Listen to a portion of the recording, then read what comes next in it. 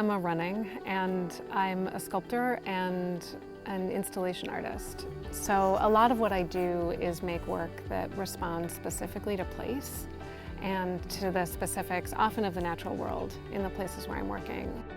So I arrived March 5th, and this was the first trail that I walked at Bernheim. I have actually this image, the very first photograph I took was of sycamore trees in the Arboretum.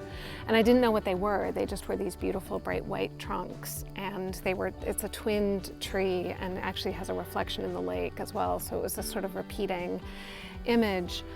But then hiking this trail and finding this tree, which was in the middle of a running creek.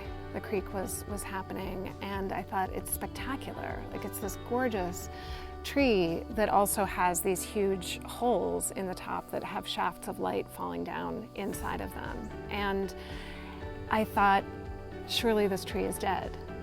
But in the banks, in between the rocks, I found seeds. I found these little seed pods and took them back to the studio, burst them open, and inside there's this perfect network.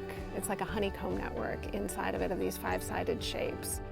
So imagining what could happen inside this tree, I researched more about this river, researched more about what happens in this space, and found that the sycamore is indeed very alive.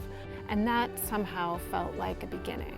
Like there truly was this little seed of inspiration. This is Sycamore Haven, which is this idea of some sort of shelter or a sacred space here on the trail.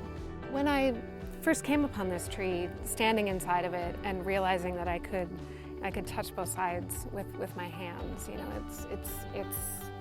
it's a room, but it's a human room. So that was the inspiration for putting something inside of this tree, which ended up being the copper leaf. And that idea of filling this tree with light felt like a really beautiful and poetic act.